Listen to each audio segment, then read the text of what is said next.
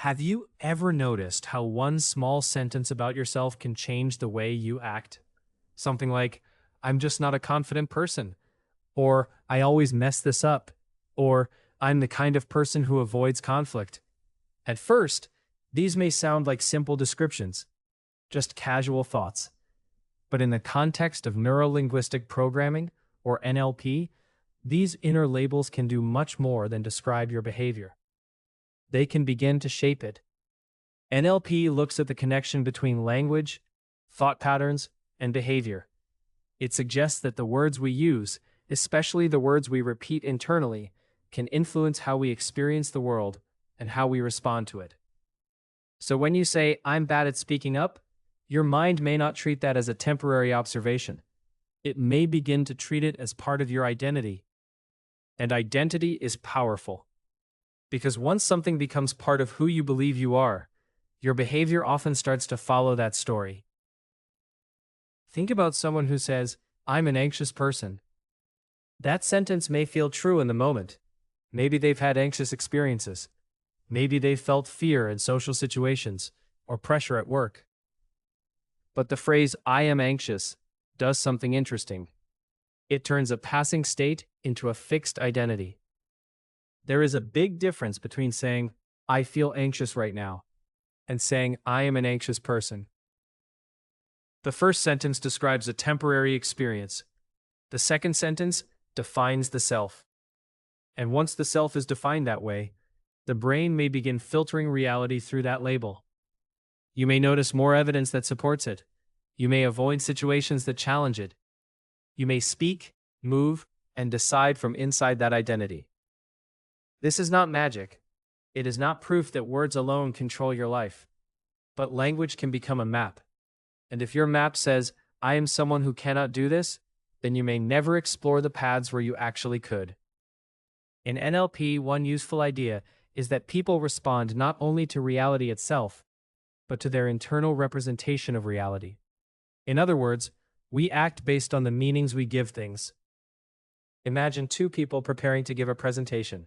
One says, I'm terrible at public speaking. The other says, I'm learning how to speak more clearly under pressure. Both may feel nervous. Both may have the same task ahead. But their inner language points them in different directions.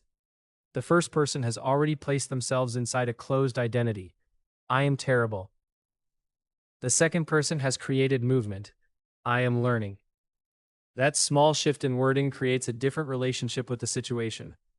Instead of being trapped inside a label, the person now has a process. And where there is a process, maybe you are tired. Maybe the task feels unclear. Maybe you are overwhelmed. But the label lazy closes the investigation. A more useful reframe might be, I'm noticing resistance to this task.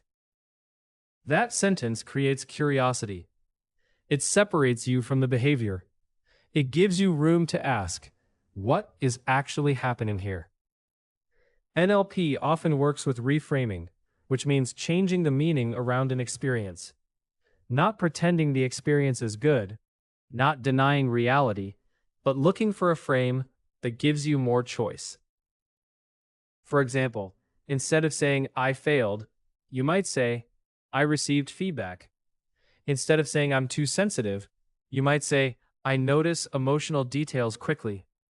Instead of saying, I'm not disciplined, you might say, I haven't built the right structure yet. Each reframe changes the way your mind organizes the situation. The goal is not to lie to yourself. The goal is to use language that opens possibilities instead of shutting them down. Because your identity is not just a private thought. It affects your tone of voice, your posture, your choices, and the way you relate to others. If you believe, I am someone people ignore, you may speak with hesitation. You may hold back your opinion.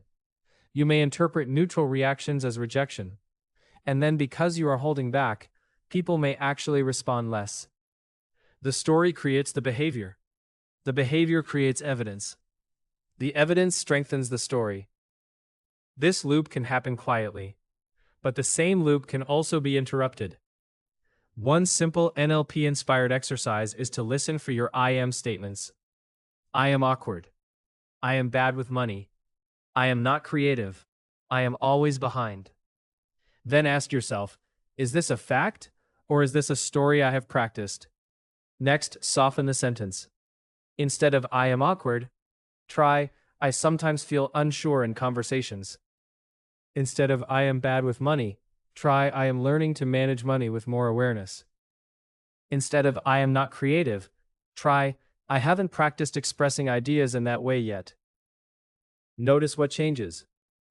The new sentence may not transform everything instantly, but it may give your nervous system a little more space. It may help you see one next step. It may remind you that a behavior is not the same thing as an identity.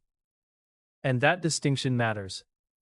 Because when you confuse a repeated behavior with who you are, you may stop growing. But when you see behavior as something patterned, learned, and adjustable, you regain choice. So the next time you hear yourself say, "That's just who I am," pause for a moment. Ask, who taught me that story? Ask, does this label help me? Ask, what would I do differently if I described myself with more flexibility? Your identity shapes your behavior, because your identity tells your mind what options belong to you.